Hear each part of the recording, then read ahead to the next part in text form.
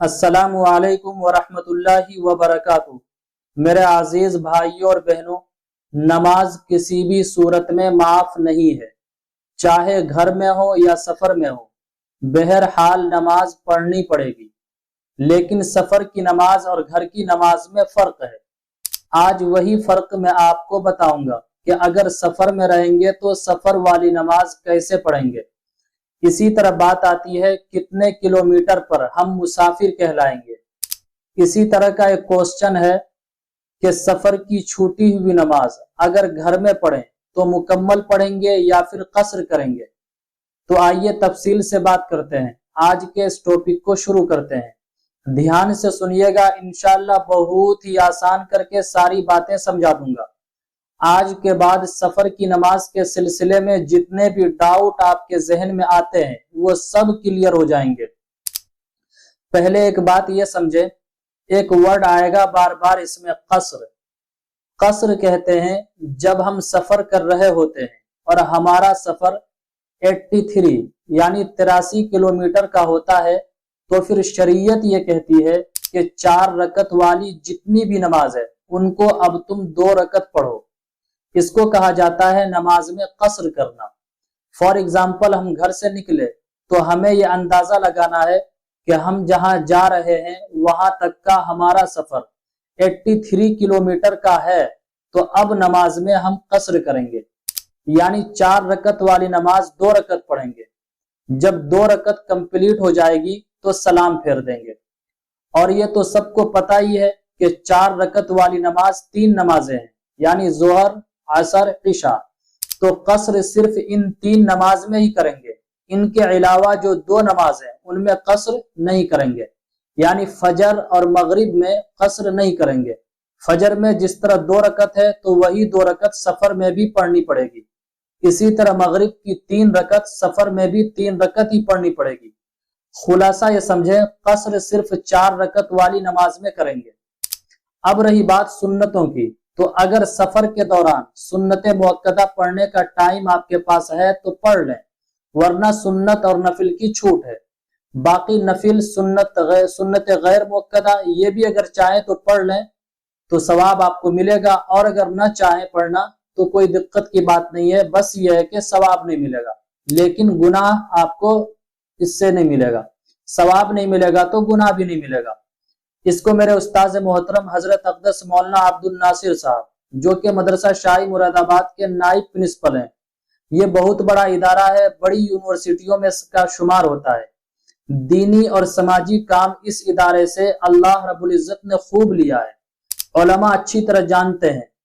تو میرے استاذ اس کو ایک مثال میں سمجھاتے تھے کہ فرض ہاف، سنت معاف، نفل بالکل صاف۔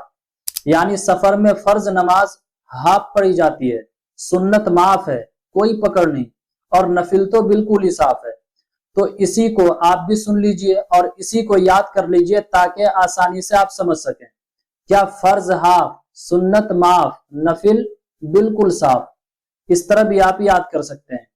لیکن پہلے یہ طے کر لیں کہ ہم سفر کی حالت میں ہیں، اور مسافر کب کہلائیں گے؟ جب 83 کلومیٹر کا سفر کریں گے۔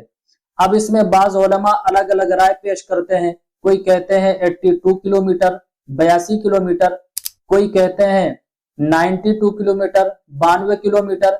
یہ اجتہادی مسئلہ ہے، سب کی الگ الگ رائے ہے، اور یہ رائے مختلف ہونے کی وجہ یہ ہوئی چونکہ پہلے جو صحابہ کرام تھے حضور کے دور میں پیدل سفر کیا کرتے تھے اکثر، اور اس وقت میل کا حساب چلتا تھا، کلومیٹر نہیں چلتا تھا۔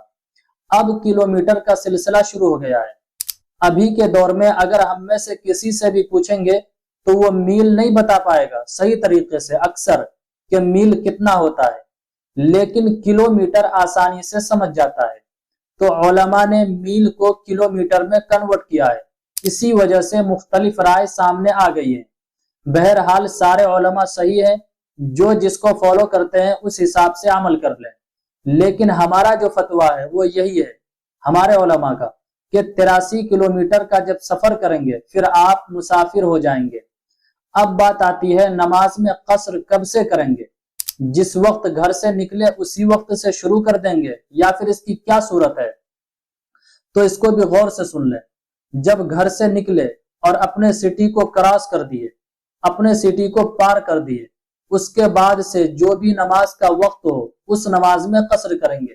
فار ایگزامپل، میں پارس منی رہتا ہوں، اب میں پارس منی سے پٹنہ سفر کے لیے نکلا، تو میں گھر سے جب نکلا اور اپنے گاؤں سٹی کو پار نہیں کیا تھا کہ ظہر کا وقت ہو گیا، تو اس صورت میں مکمل 4 رکعت نماز پڑھنی پڑے گی۔ لیکن میں گھر سے جب نکلا تو اس وقت نماز کا وقت نہیں ہوا تھا، جب اپنے سٹی اپنے گاؤں کو پار کر لیا پھر نماز کا وقت شروع ہوا، تو اب ہم نماز میں قصر کریں گے، یعنی 4 رکعت والی نماز 2 رکعت پڑھیں گے۔ خلاصہ یہ ہے، جب گھر سے نکلیں اور اپنے سٹی کو ابھی پار نہیں کیے ہیں کہ نماز کا وقت شروع ہو گیا، تو اب وہ والی نماز مکمل 4 رکعت پڑھیں گے۔ لیکن اگر گھر سے نکلے اور اپنے سٹی کو کراس کر لیے پھر نماز کا وقت شروع ہوا، تو اب وہ 4 رکعت والی نماز 2 رکعت ہی پڑھیں گے۔ اب بات آتی ہے نماز میں قصر ہم کب تک کریں گے، تو اس کو بھی سن لیں۔ جہاں کا بھی سفر ہم کر رہے ہیں، اگر 15 دن سے زیادہ رکنے کا ارادہ ہے تو ساری نمازیں کمپلیٹ پڑھیں گے، مکمل کرنی پڑے گی، پھر تو قصر کا مسئلہ ہی نہیں رہے گا۔ اگر 15 دن سے زیادہ ٹھہرنے کا ارادہ ہے تو نماز مکمل پڑھنی پڑے گی۔ لیکن اگر 15 دن سے کم کہیں رکنے کا ارادہ ہے، فار ایگزامپل ہم 10 دن میں واپس ہو جائیں گے، 12 دن میں، 13 دن میں، 14 دن میں واپس ہو جائیں گے، تو اس صورت میں ان دنوں کی نماز میں ہم قصر کریں گے، یعنی 15 دن سے زیادہ اگر رکنے کا ارادہ ہے تو نماز مکمل پڑھیں گے، اور اگر 15 دن سے کم رکنے کا ارادہ ہے تو نماز میں قصر کریں گے۔